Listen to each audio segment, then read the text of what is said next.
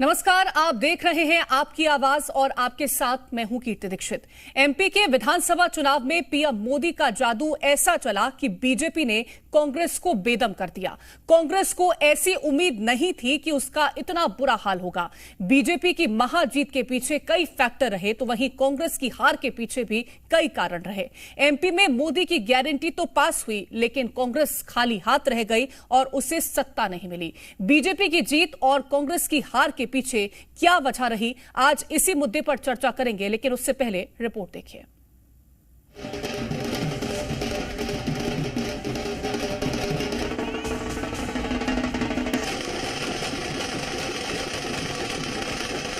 मध्य प्रदेश में बीजेपी ने अचूक रणनीति से अपना किला बचा लिया और कांग्रेस को करारी हार का सामना करना पड़ा।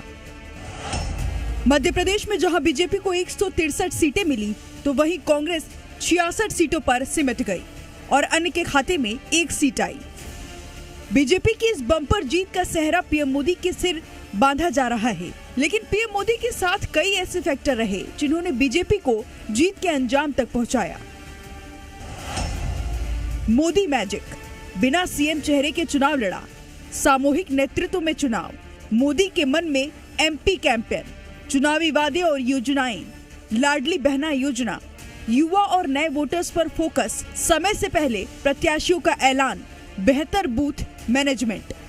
पीएम मोदी से लेकर सीएम शिवराज तक ने चुनाव में कड़ी मेहनत की। शुरू में बीजेपी का प्रचार धीमा था, लेकिन पीएम मोदी ने ताबड़तोड़ रैलियां कर बीजेपी के प्रचार को धार दी और लाडली बहना योजना ने तो पूरा चुनाव ही पलट दिया। मध्य प्रदेश की जनता जनार्दन को, जिन्होंने भारतीय जनता पार्टी को प्रचंड बहुमत से आशीर्वाद दिया है, तो मध्य प्रदेश के सभी मतदाता भाई और बहनों को भारतीय जनता पार्टी की ओर से बहुत हृदय से धन्यवाद करता हूं। हम मध्य प्रदेश की जनता का आभार व्यक्त करते हैं। विकसित मध्य प्रदेश को स्वर्णिम मध्य प्रदेश बनाने का संकल्प जो भारतीय जनता पार्टी का है, उस संकल्प को जनता ने आशीर्वाद दिया है। बीजेपी की जहां अचूक रणनीति कामयाब रही, वहीं कांग्रेस चुनाव की हवा समझने में चूक गई और एमपी में कांग्रेस की बुरी तरह से हार हुई है। कांग्रेस को इसकी उम्मीद नहीं थी।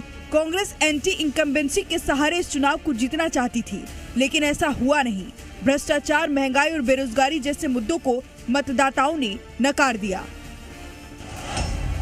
कांग्रेस के हार के कारण अति आत्मविश्वास, पार्टी के अंदर गुटबाजी, कमलनाथ और दिग्विजय सिंह पर निर्भरता, एंटी इनकम्बेंसी का फायदा नहीं मिला, देर से प्रत्याशियों का ऐलान, मुद्दों को पुरजोर तरीके से नहीं उठा पाए। इस करारी हार को लेकर कांग्रेस मायूस है, लेकिन पीसीसी चीफ कमलनाथ ने कहा है कि हार की समीक्षा की जाएगी। कल मैं सब उम्मीदवारों को बुलाया है। पहले मैं उनकी बात सुन लूं और उनकी बात सुन के हम एक स्टडी करेंगे कि क्या कारण था हारने का। बीजेपी की इस बम्पर जीत का फायदा 2024 में होगा। वहीं कांग्रेस आत्म मंथन कर रही है कि कैसे बीजेपी को रोका जाए। ब्यूरो रिपोर्ट, जी मीडिया।